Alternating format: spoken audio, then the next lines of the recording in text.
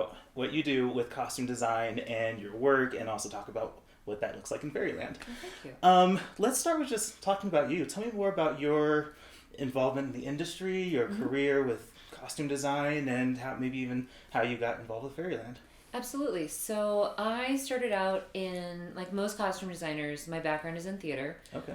Most design programs, when you're training in costume, they train you to be a theater artist first, and then you fall into film, or you fall up into film, or you switch, or you do both.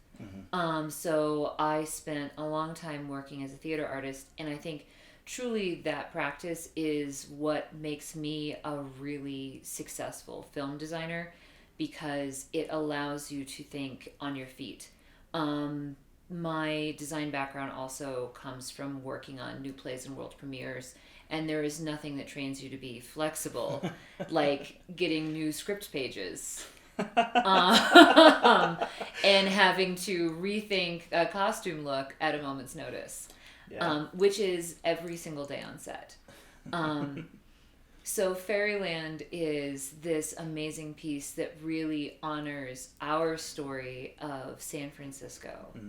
And I have the privilege of spending my formative adult art years growing my practice as an artist, as a designer in San Francisco. And my best mentors come from this San Francisco arts community. So when I was approached, I had the memoir handed to me almost 6-8 months prior to one of my favorite people, Aggie Rogers, she's a costume designer. You already know her work, even if you don't know her name. Oh, okay. So have you ever watched a movie called Beetlejuice? Yes, I have watched All right, Beetlejuice. so you already know Aggie Rogers, which is a Beastwick, Beetlejuice, a little thing called Return of the Jedi. Oh, wow. Right, Very so, prominent things. Right, Okay. so just these little things, American Graffiti, just like, she's the, movies that have shaped all of our lives. So when Aggie Rogers tells me to read a book, I just read a book. Yes. And so when I got done reading the book and my life had been transformed, she told me the story of how this movie was out there waiting to be made. And little did I know that when it got greenlit, that she would tell them that I should be their designer. Wow. What an opportunity. And that Andrew would, of all things, listen. So what a miracle that Andrew Durham and Megan Carlson would take a chance on me. And that I could be so lucky to have spent all of this time as a weirdo theater artist in San Francisco making films, but also making plays, working with living coquettes, working in drag and performance art, working with people who had grown up in and around these intentional communities, so that when we had to create these homes like Paulette's house that they walk into, that we would be able to breathe life into those spaces. Very cool. So yeah. That's so awesome. You are actually my first costume designer that I've ever got to talk to in this capacity. So one of the reasons I'm excited about this conversation. But one of the things that I think about when I talk with people in the industry that work behind the scenes is how the audience takes in their craft, whether that be editors, whether that be production designers, or whether that be costume designers. And so I'm curious what you would tell people who are watching a film to observe when they're watching a film in terms of costume design and what the actors are wearing. I always want people to think about how clothes inform story. Because we're building a world as costume designers. We're creating characters with the writer, with the director, and most importantly with the actor. We're helping them craft the character. And that, world building feels a little bit like a buzzy term, but we're helping them. It's a really active and intimate collaborative process. So when you're watching, it might feel like it's a little thing, but like when you're watching Emilia Jones's hands and you see this little goldfish ring on her hand, which may or may not read, but you're seeing it every time she's at home in San Francisco. In Alysia Abbott's life, basically like the only pet they ever had growing up was like a little goldfish named Sparky. Right. And there's like this piece of cheap crap jewelry that's in my kit in our first fitting, and we've just got it laid out, and it's this gold junk jewelry goldfish bowl ring, and it became the most important piece of jewelry, and it has like no intrinsic like major like aesthetic value, but it becomes a storytelling value for the character, and it helps sort of center the San Francisco, like the home story a little bit. And it became a talisman. So it's like little pieces like that. When you're watching some of the like these flannel shirts that Steve wears, and he's not much of a fashion guy. He's wearing old crappy jeans that he never really gets rid of, from, that re-enter his wardrobe. Like there's pieces that stay in his wardrobe for 30 years, and then there's things that sort of blip in and out. Like you can watch, like the silhouette of his pants change subtly. There's times in which he tries on moments of fashion in the moment where he gets a little bit more fabulous. Like he tries on the glamour of the Paulette house, and then he returns to a center that's himself, because he's always in his honest truth. Like one of the great gifts he has as a father is being authentically himself and giving authenticity to his child. Like that's a parent-child gift. But there's these times where he, as a man, is experimenting with what it's like to play in these other stories.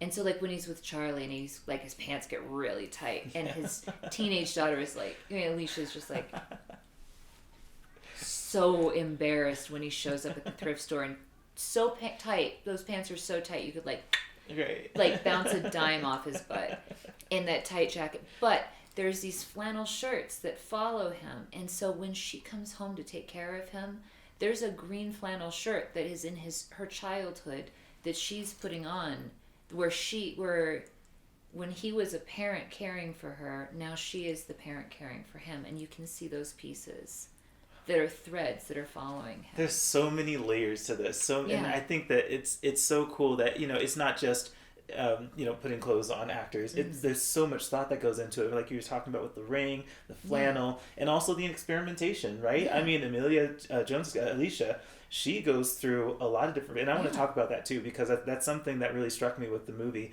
is how many phases she goes through, and Steve as well. They each go through their phases, and there's a style for every phase that they go through. And so I definitely want to talk about that. You mentioned the Paulette house, and that was, I think, where I first tuned into the fashion of the movie. Tell me more about what's going on fashionably in that. Selling that moment and like telling the story of that world was really important to Andrew and I, because we wanted to make sure that people understood what fashion in a coquette's world was. And I want to also explain a little bit, if I can be a sort of like expand on when I say coquettes, that I'm not just talking about like a style movement or whatever. There's this theatrical drag genderqueer performance art troupe in San Francisco in the very early 70s that created a performance movement that had massive repercussions, that is probably the reason why we have the Rocky Horror Picture Show. Right. Divine came out to San Francisco and performed with the Coquettes before all of the big John Waters films really broke. So Divine was out here with the Coquettes performing. They were such a huge hit in San Francisco with these really insane trash musicals. They started performing while on acid, which most of the time devolved to them just like naked in a pile at this movie theater. Like they talked the movie theater into letting them do like these weird performance reviews, so they could see movies for free. And they would mostly do drugs, and they'd make costumes and they'd perform and they'd do skits. Sylvester, the disco He started off as a disco performer and then became like this major superstar, the first queer, genderqueer, like disco R&B breakout hit superstar performer of the 70s who was out, proud, loud, and black, came out of the Cockettes. Like, we have so many gifts in performance, in music, in theater, in film and TV from the Cockettes.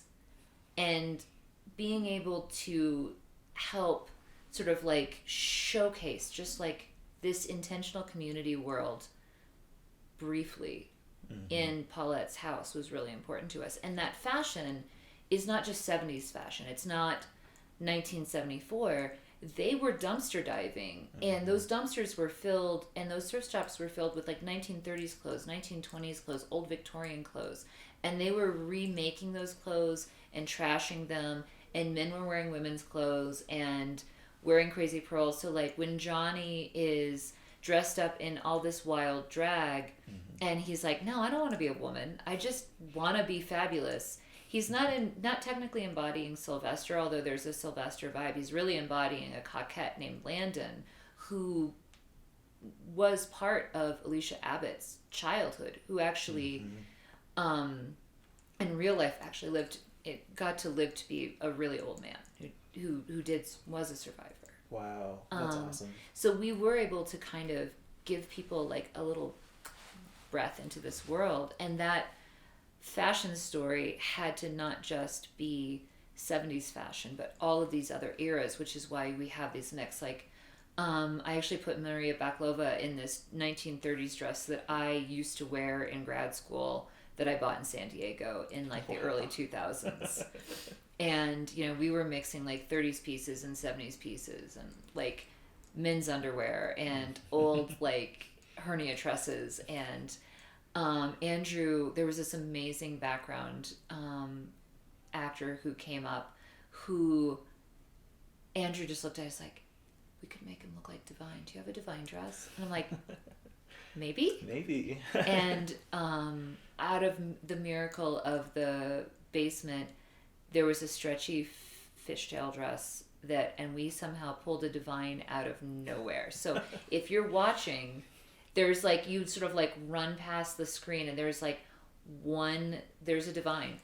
Really? There's like, it's real fast, but we manifested Divine in the background. That's so cool. So we did our best. We did our best to manifest a little Cockettes like kiss. Yeah. That's our little love letter. You know, one more question before I jump into more specifics with costume design. And it kind of that's an interesting segue into that. You were just mentioning before we started recording that you have to be flexible in the movie industry because things get added to scripts, taken away. Tell me more about what resourcefulness looks like to you in your profession. Resourcefulness means never saying no as a reaction to a request that fills you with fear. Oh, okay. Like when somebody asks me something and I get a little scared because I'm like, I don't know that I can make that happen.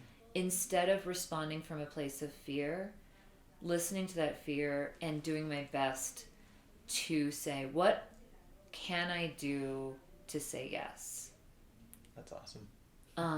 Because there's usually some value in that request. Sometimes you cannot say yes because it's just impossible. But there's always value in trying to make it happen.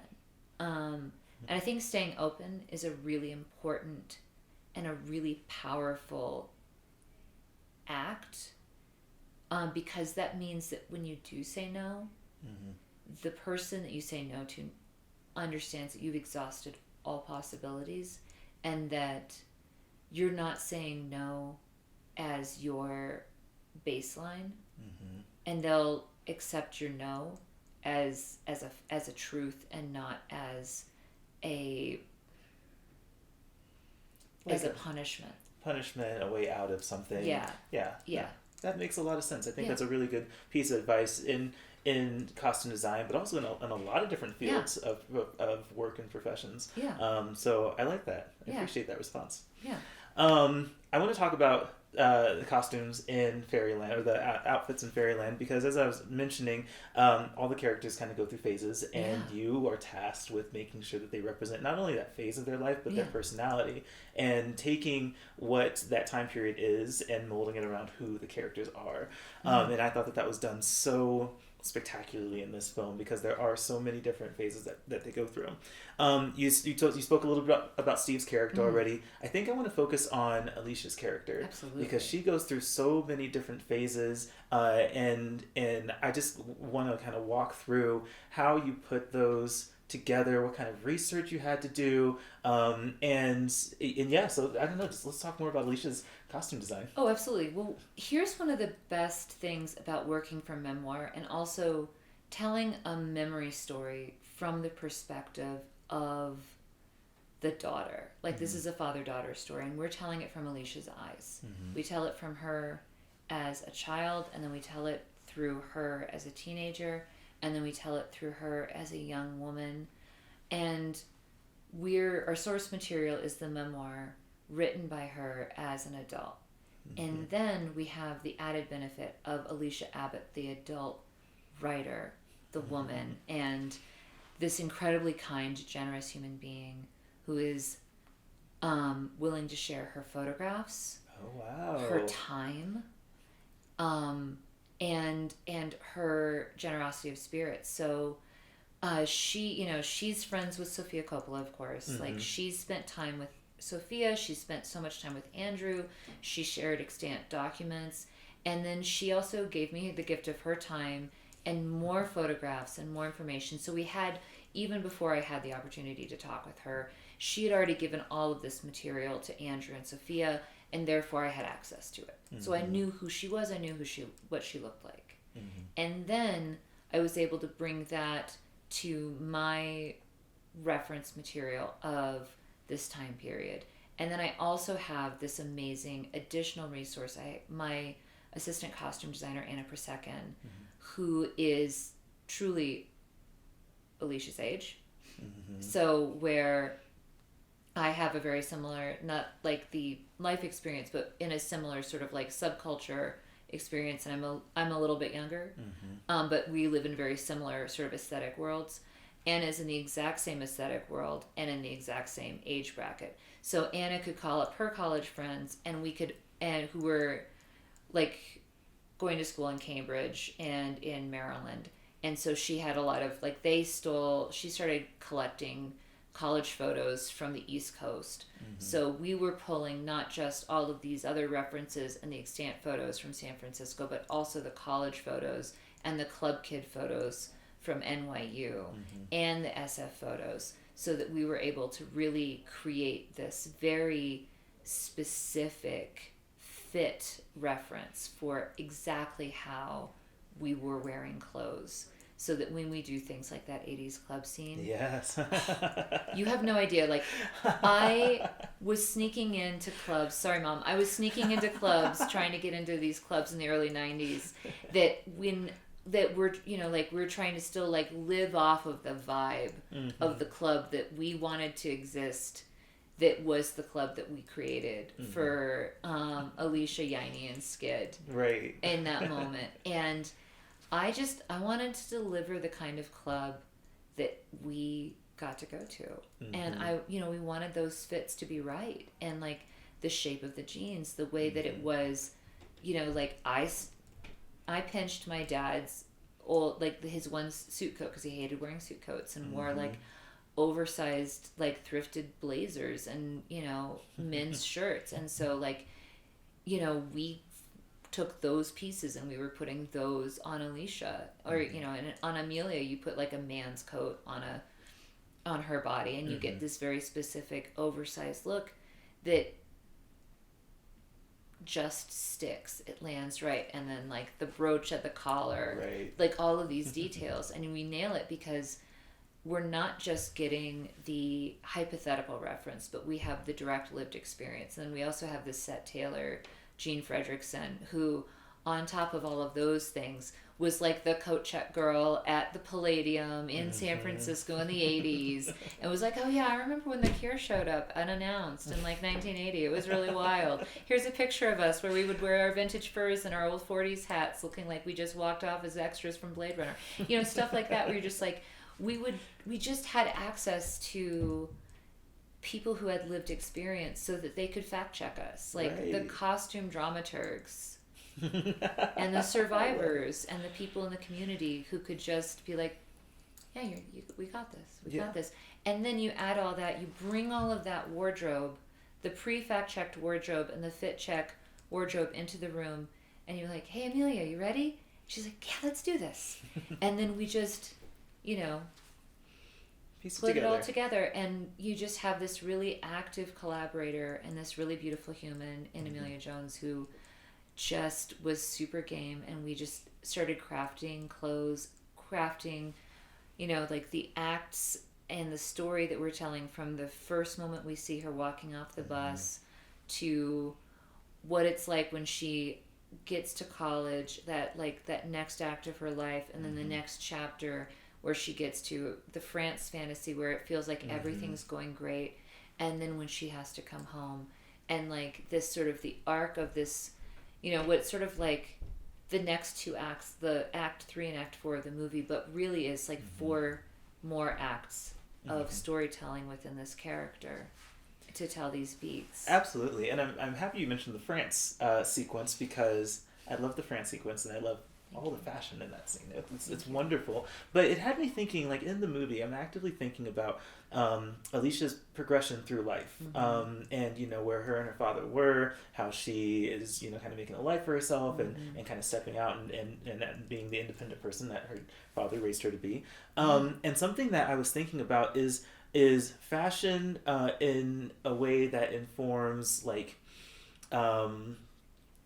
wealth, affluence, maturity. Can you talk a little bit more about what goes into your thought process when it comes to, like, trying to communicate, maybe not like personality, but what the place that a character is at in their life? Because there's clearly a difference in how she dresses in France compared to how she dresses in San Francisco. Absolutely. France is this opportunity for transformation, and if you have ever, I don't know if you've ever moved from some place and you've tried to remake yourself.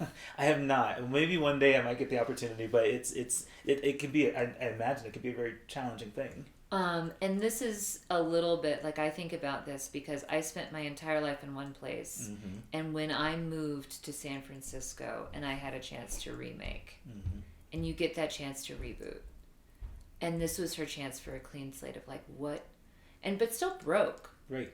So it's like the clothes can't feel money, so it still has to feel a little thrifted. And there's like a chance when she comes back from NYU too, like there is a shift in her fashion, but it's a little bit, it's still subtle because she's like there's no real, like, all of her money is going into paying for school. Like Munka and Grandpa are still like covering all of those bills, so there's not like there's money, like everything is still being thrifted, but you see like the change in her clothes where she's like really, she's gotten new things, and her fashion has gotten a little bit more chic. He notices she feels different when she comes back from NYU, and then when she goes to France, her palette lightens up.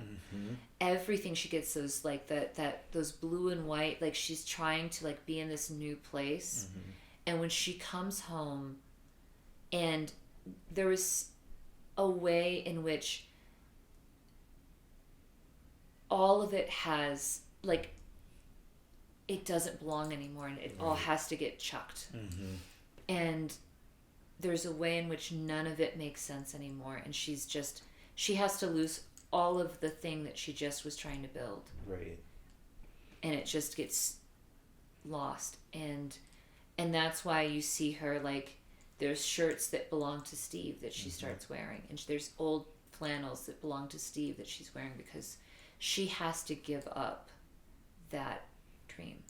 Yes, I think, I guess I just wanted to express how distinct that was, and how intentionally I saw that unfolding in the movie. And it's a very intentional break, because this is a chance, like, she is an entirely new person. She is trying, like, she's trying to look the least like an American, like, and she totally fakes him out. Like, that's the whole thing of, like, that she looks Parisian. Right, yeah. And, like, she looks like she belongs there. And it's not like an Emily in Paris moment. It is like a completely, like, effortless, chic, simple. And the wild part is, like, I basically, we planned her wardrobe. I sent a box. Because of the timing, I was already on to my next project. There was no way for me to go, so it was sort of like we had everything plotted out, labeled. Emilia and I knew exactly what the plan was. We had alternates. We had everything that was in continuity because we had shot all the dorm sequences, the interior dorm sequences, prior to going. So we were only shooting the things that were exteriors that were in France. So I had a box. I handed it to Megan Carlson, the producer. I was like, Megan, I trust you. And then I was on to my next project because it was just, last year was a very busy year. I'm sure. And I saw the France footage for the first time on Friday morning. Did you? Yeah. Oh, wow. And what'd you think? I was blown away, and I was really proud of the culottes and the vintage white lace blouse in the cafe scene. And I knew that the two stripy the broad blue and white stripe sweater was going to be perfect. Because, I mean, we fit everything on her before she left. Right. And, I mean, those blue culottes for the bicycling scene, that was a hill I was willing to die on from day one. I bought those from my friend Liz Bacca down in LA in April, before I even met Emilia. I was like, I know exactly where I'm putting these. Andrew was iffy on them for a while, and I was like, no, bicycling in Paris. And he's like, okay, I buy them for that. And they were perfect. That's awesome. It was like, I had one, if I was ever going to stake a claim, like, this is my hill. That was it? Bicycling in Paris, these are the culottes. And it turned out amazing. They were perfect. Fantastic. They were perfect. With the wheat. Yes. Oh, man. So good. Wheat? So good. So good. Do you have anything to say about little Alicia's costumes and wardrobe? Oh my God, Nessa is such a gem. Okay, so first off, I want to just do a shout out for everybody who is a working parent in this industry. Parenting, especially because being a working mom in this industry can also often be seen as a pejorative. But it is a superpower. Right. As a costume designer, the fact that I have 2 little kids means that I know how to work with little kids. Right. And Nessa is the same age as my youngest. So fitting Nessa, working with Nessa, collaborating with Nessa and her mom, Jen, was fantastic. Being able to buy vintage children's clothes and recut them for her. Working with her on set, having all of those great clothes, like the Juliet, the spirits, her like birthday look. Oh yes. All like there was just so many great outfits. Like figuring out like, well, what would a little kid put together if they were self-dressing as they were walking down the hallway?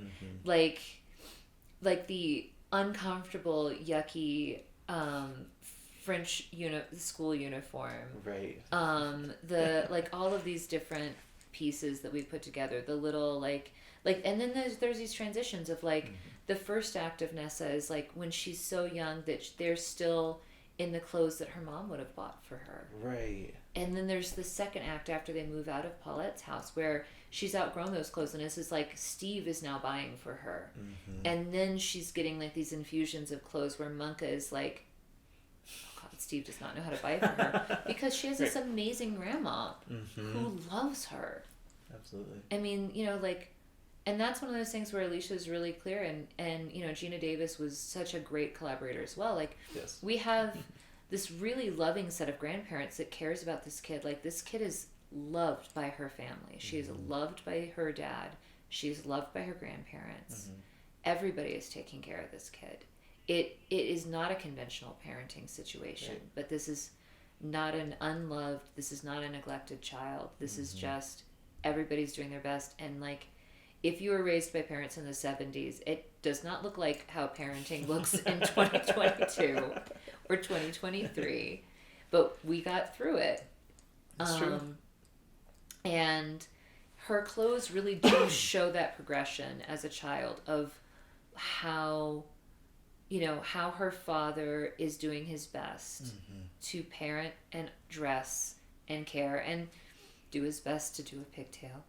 Right. I mean, our hair and makeup department, maintaining the continuity on a gross ponytail, on a gross braid. Oh, that must be tough. I mean, because we, the doing the gross braid for the top of the day, for the sending her off to school, for her independent, you're going to get yourself home, and then getting her off on the bus, and then the night shot, and then then the creepy dude, and then the finding her at night. Those were all on different days, so all of that is continuity. That hair and makeup, that Kiki and Josie and all of the hair and makeup vanities team had to keep track of. Right. Wow.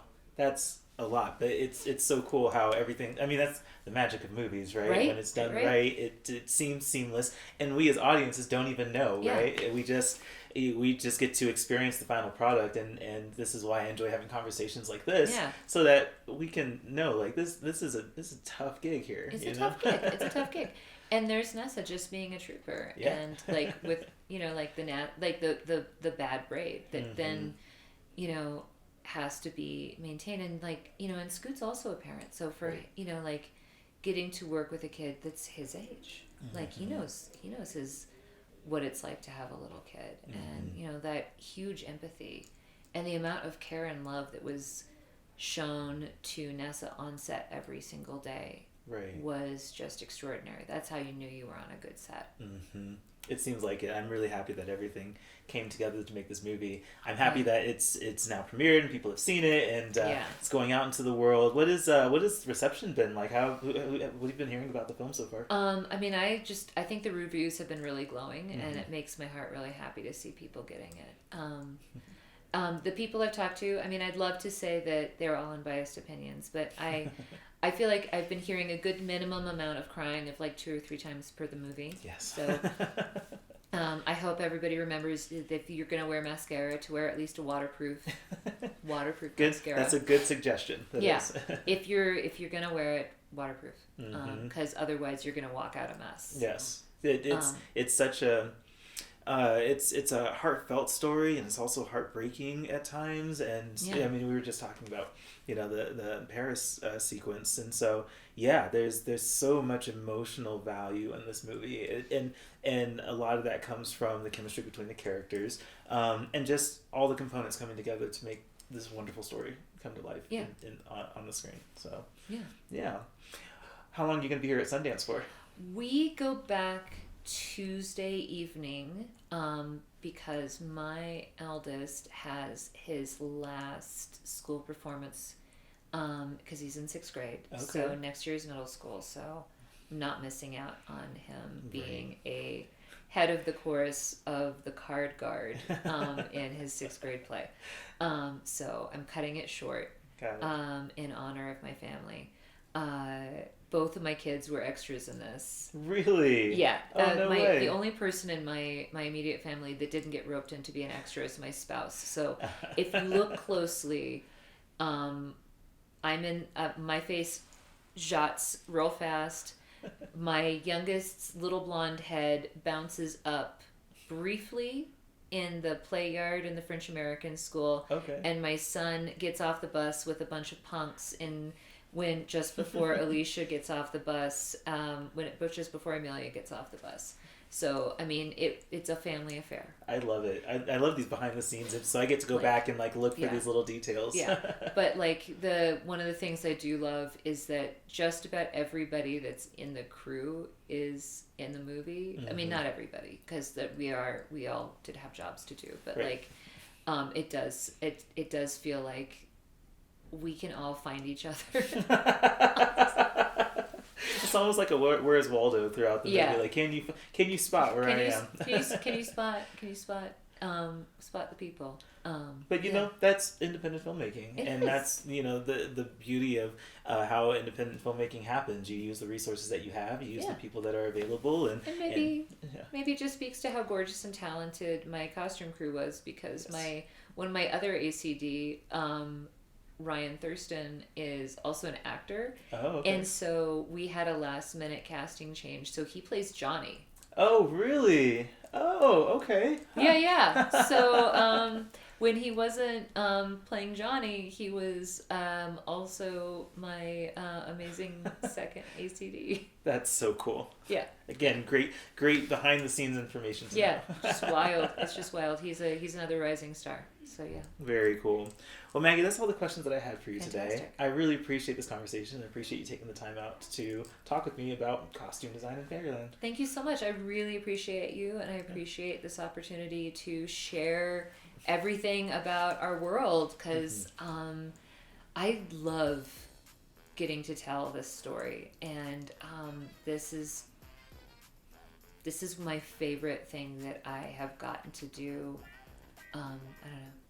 I just think Fairyland is the most beautiful story in the whole wide world. It's wonderful. It really is, and I'm happy you were able to be a part of it. So thank you. Thank you.